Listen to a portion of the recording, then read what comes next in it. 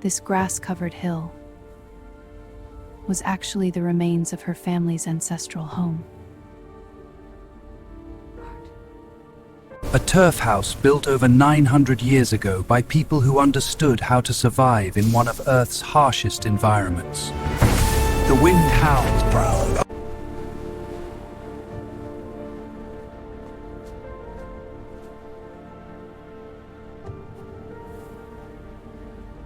Her ancestor, a woman named Tora Bjarnardóttir, had built this house in the year 1047 and raised 7 children within these walls through winters that would kill an unprepared person in hours. Sigrid had spent the last 3 years researching her family history and studying the construction methods of these remarkable structures. Now, finally, she had secured funding and permission to restore the site.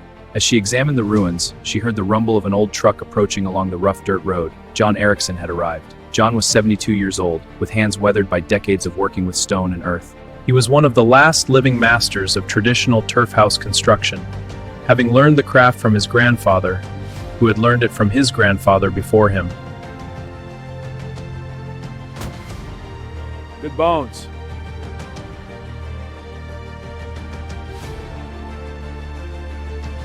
Your ancestor knew what she was doing. See how the stones are placed? Each one supports the others. After 1,000 years, still solid. Over the next few days, I'll teach you the principles that made these houses work. Thank you, John. The walls were not simple barriers against the cold.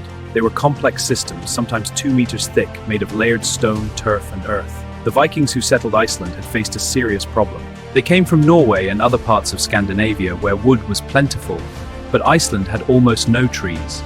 The few that existed were small and stunted. Winter temperatures could drop to minus 30 degrees Celsius, and the wind never seemed to stop. We have to invent something new. And what we created was brilliant.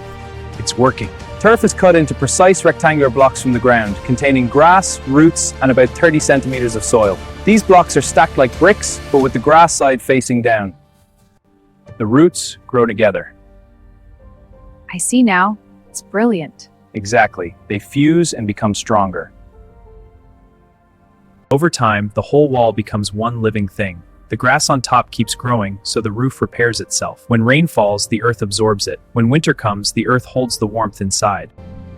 Hey, I brought the equipment to study the thermal properties of this turf house. The data from these sensors will be invaluable for our research. I've studied sustainable methods from around the world, and I believe these ancient Icelandic structures hold secrets that modern architecture has forgotten. Minus 20 out here, no heating. But inside, it's holding at 15. Unbelievable. The interior of a well-built turf house would maintain a temperature around 10 to 15 degrees Celsius. Modern Icelandic homes, if they lost power in such cold, would drop below freezing within hours. Their residents would face serious danger, but people in turf houses could survive indefinitely. As the restoration work continued, Sigrid spent her evenings reading historical accounts and archaeological reports. She learned that Thora had not just survived in this house, but had thrived.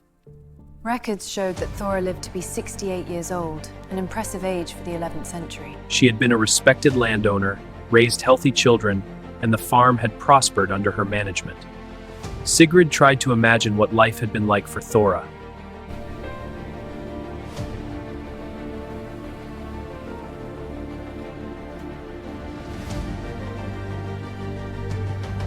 This design trapped cold air in a small space before it could reach the living areas. Inside, the main room called the Baðstofa served as bedroom, workroom, dining room, and gathering space all in one. Sigrid, look, the long driftwood pieces are the main supports. They're so rare and precious. Exactly, and smaller pieces form the framework. Then we layer turf on top for insulation. I see now. Grass side up this time. The grass would continue growing, creating a living roof that could last for decades. When sections wore out, they were simply replaced with fresh turf. My grandfather survived the winter of 1947, the coldest of the century. Really? That's incredible. He said it was brutal. They barely had heat. And here we are complaining. Minus 35 degrees for weeks. He was in a turf house, alone because my grandmother had gone to stay with family in Reykjavik. He had plenty of food, but very little fuel for fire. He told me he burned maybe one small piece of wood each day, just enough to cook. The house kept him alive.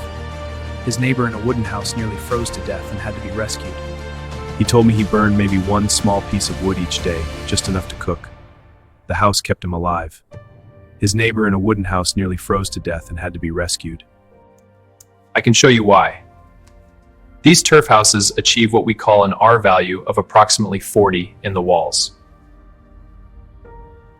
That's the measurement of thermal resistance, how well something prevents heat from passing through. Modern homes built specifically for extreme cold might reach R40 if they're very well designed.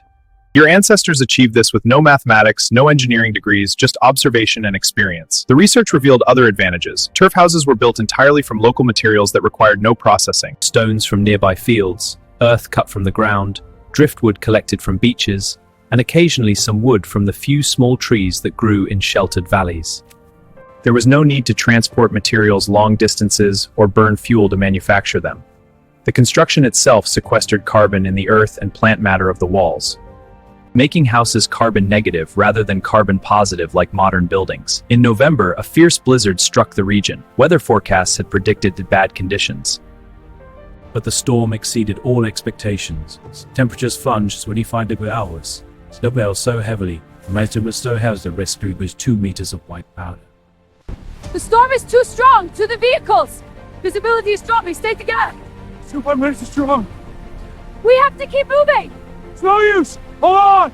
Into the turf house. It's our own no chance. The restoration isn't finished! It's enough. Go.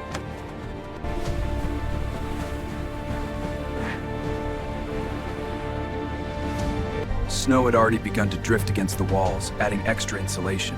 For 3 days, the storm raged outside. The modern equipment they had been using froze solid and stopped working. Power lines somewhere had failed, so there was no electricity. And they had a small camping stove and some fuel, enough to make hot drinks and warm food once a day, but they conserved it carefully. The rest of the time, they relied on the house itself and their own body heat. Anders monitored the temperature continuously. Outside, the wind chill reached minus 45 degrees Celsius, cold enough to cause frostbite in minutes and death in less than an hour for someone without proper shelter. One small fire each evening. The temperature stabilized at 8 degrees Celsius. It was cold, certainly uncomfortable, but they were never in danger.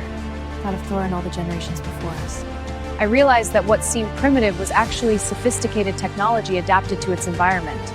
Thora had not suffered through winters. She had been prepared for them. My grandfather told me about life in the old turf houses. These were not hardships, but solutions. During the long winter darkness, we work on our crafts. And tell stories? Yes, to stay close. The shared body heat of 6 or 8 or 10 people in one room never stilted it was all. Spin the wool fine. Four plates true. Storm's clearing. Look, the path is transformed.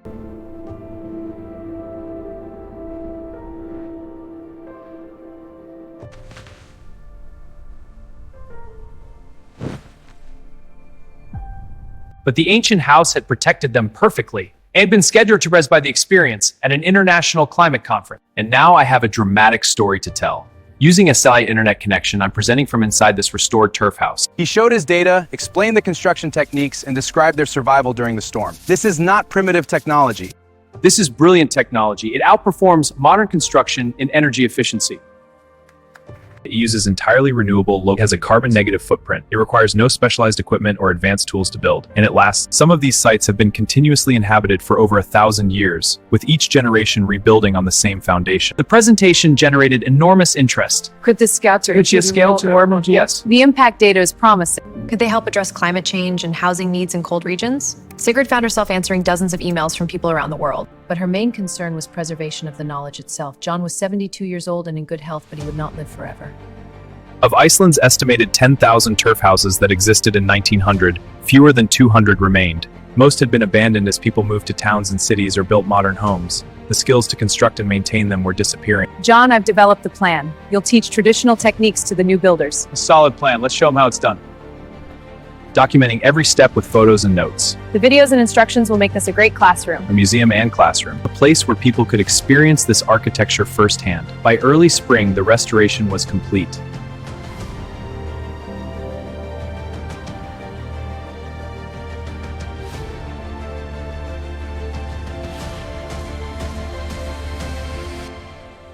Welcome to the first training session with participants from 8 countries. It's inspiring to collaborate with Wilson. And you architects. The key to Iceland's success is geothermal energy. How is that scaled up?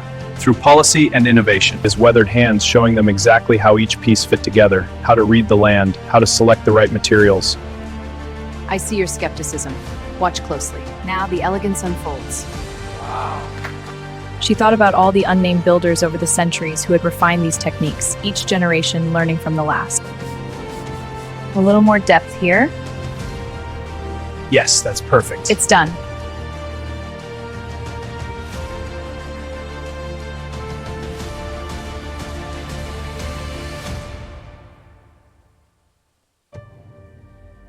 About the countless meals cooked, stories told, and lives lived within these walls. But she felt no concern. The house had stood through 900 years of storms. It would stand through this one. The knowledge of how to build such house would survive as well, passed forward to a generation that might need it more than anyone could know.